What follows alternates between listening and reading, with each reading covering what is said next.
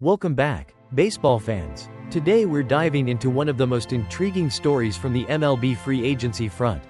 Vladimir Guerrero Jr. has turned down a colossal extension offer from the Toronto Blue Jays. One that was valued at over $500 million on paper. But here's the twist. The deal came with significant deferred money, dropping its current value to somewhere between $400 million and $450 million. If that doesn't get your attention, wait until you hear the full story. In this video, we'll unpack all the details surrounding Guerrero's decision, compare his potential mega deal with other blockbuster contracts like Shohei Ohtani's and Juan Soto's, and discuss how deferred money is reshaping MLB's contract landscape. So grab your popcorn and settle in for a deep dive into the numbers, the negotiations, and what it means for one of baseball's brightest stars as he approaches free agency. Chapter 1. The offer on the table. Let's start at the beginning. According to reports from The Athletic's Ken Rosenthal, the Toronto Blue Jays presented Vladimir Guerrero Jr. with an extension offer in excess of $500 million. However, the catch was that a significant portion of that money was deferred, lowering the present-day value of the contract to around $400 million to $450 million. Guerrero signaled that while he was open to the idea of deferred money, it had to be part of a deal where the total contract value remained at $500 million. In other words, he wasn't willing to accept a $500 million on paper deal that ultimately paid out less in today's dollars. This stance shows just how high Guerrero's market value has become and underscores his desire for a deal that fully reflects his worth. Chapter 2. Comparing mega deals, Ohtani, Soto, and beyond. To truly understand the magnitude of Guerrero's decision, we need to look at the context of other mega deals in MLB. Had Guerrero accepted, his deal could have edged out Shohei Ohtani's groundbreaking $700 million contract with the Los Angeles Dodgers, though Ohtani's contract, when adjusted for deferrals, is worth about $460 million today. But it's not all about Ohtani. Compare that to Juan Soto's incredible 15-year, $765 million deal, which carries no deferred money and could even exceed $800 million if all the escalators kick in. In Guerrero's own words during an ESPN interview, he acknowledged the differences. It's much less than Soto. We're talking about many fewer millions than Soto. More than $100 million less. It was the same number of years as Soto's contract, but it didn't reach $600 million. The last number we gave them as a counter-offer didn't reach 600. He also mentioned that he's looking for a contract length similar to Soto's, 14 years or more, but with the right total value. This comparison highlights the delicate balance players must strike between contract length, guaranteed money, and present-day value when deferred money comes into play. Chapter 3. Deferred money, the new normal in MLB mega contracts. Deferred money is fast becoming a standard component in the largest MLB contracts.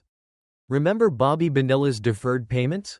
Today, stars like Max Scherzer and Shohei Ohtani have taken that concept to a new level, with Ohtani deferring as much as 97% of his deal. Why do teams love deferred money? The answer is simple. It helps keep their current payroll in check, which in turn helps them avoid luxury tax penalties. For players, deferred money isn't a deal-breaker if the overall contract value still meets their expectations. In Guerrero's case, the Blue Jays offer would have met the $500 million headline. But the money deferred meant he'd effectively be receiving less upfront. Guerrero's decision to shut down contract talks at the start of spring training reflects his confidence and understanding of his value in the market. It's a power move that underscores his status as one of the consensus top free agents in the next winter's class, standing alongside big names like Chicago Cubs outfielder Kyle Tucker and San Diego Padres starter Dylan Cease. Chapter 4. The negotiation process and Guerrero's demands. Guerrero's approach to negotiations is as much about strategy as it is about numbers. At just 25 years old, turning 26 soon, he's already in a position where every decision now has long-term implications. He reportedly lowered his salary demands slightly but also trimmed the number of years in the deal. I lowered the salary demands a bit, but I also lowered the number of years, he said. His ideal scenario? A contract of 14, 15, or even 20 years, if the deal is done the right way. This balancing act is crucial. Guerrero isn't looking to simply chase the highest number. He's focused on creating a deal that provides stability and rewards his performance both now and in the future. It's a careful negotiation, aiming to mirror the longevity and value seen in contracts like Soto's, but without compromising on the overall financial figure he believes he deserves. Chapter 5. The bigger picture, implications for the MLB free agency landscape. Guerrero's decision to turn down an extension that many might have considered a record-setting offer sends a powerful message to the league. It signals that star players are not willing to settle for deals that look good on paper but fall short in present-day value. This move could very well influence future negotiations across the MLB, encouraging players to demand deals that fully reflect their market worth, even if that means fewer dollars up front in exchange for more in total contract value. For teams, this means the era of deferred money might face new scrutiny. While deferrals are a useful tool for managing payroll, they also risk undervaluing a player's current contribution. As players like Guerrero push back on these terms, we may see a shift in how contracts are structured in the future, with an increasing emphasis on the balance between immediate financial rewards and long-term security. Chapter 6. Consistency and the offensive ceiling. Some analysts have pointed out that Guerrero hasn't been as consistently dominant as some of his mega-deal contemporaries. When you look at advanced metrics like Ops+, which adjusts for park factors and era, 4 of his 6 seasons in Toronto have been below the level of even Juan Soto's career worst mark. Yet, despite these fluctuations, Guerrero still possesses one of the highest offensive ceilings in baseball. His youth and potential for growth remain key factors in his favor. As he approaches free agency, his age and the possibility of continued improvement play a significant role in how teams value him. Even if he's had some ups and downs, his ability to hit for power and drive the offense means that his true value may only be realized in the coming years, making his current free agency decision all the more critical. Chapter 7. The market dynamics of deferred money.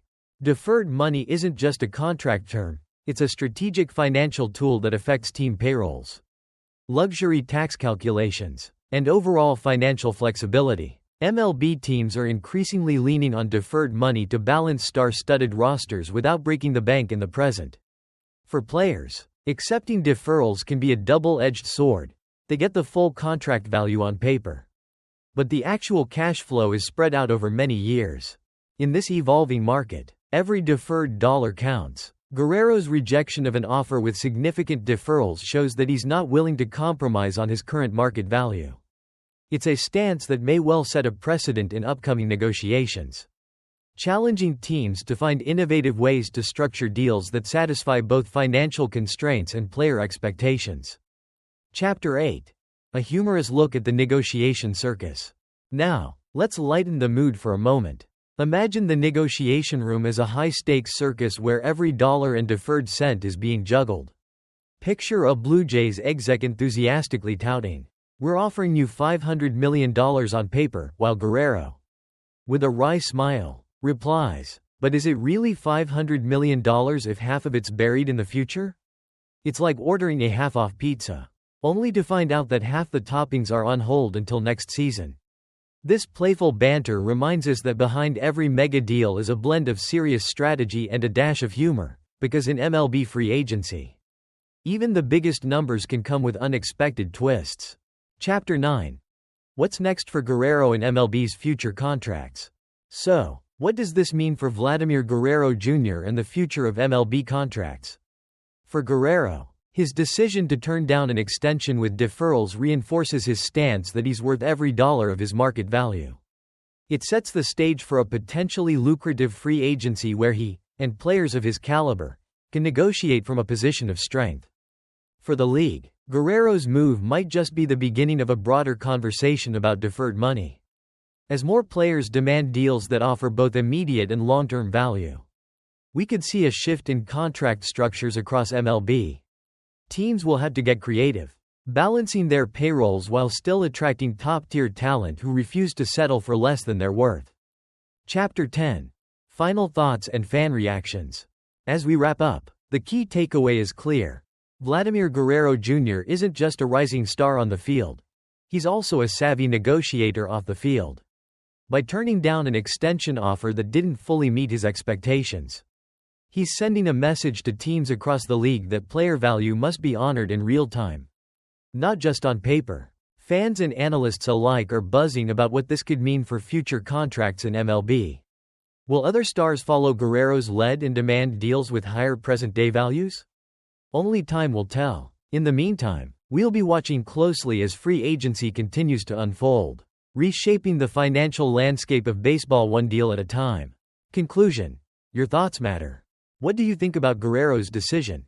Is it a smart move that sets a new standard for MLB contracts? Or will teams find a way to work around these demands? Let us know in the comments below. If you enjoyed this in-depth breakdown and want more updates on MLB free agency and mega deals, be sure to like, share, and subscribe. We're here to bring you the latest insights and expert analysis on all things baseball. Thanks for watching, and we'll see you in the next video as we continue to explore the evolving world of MLB contracts and free agency trends.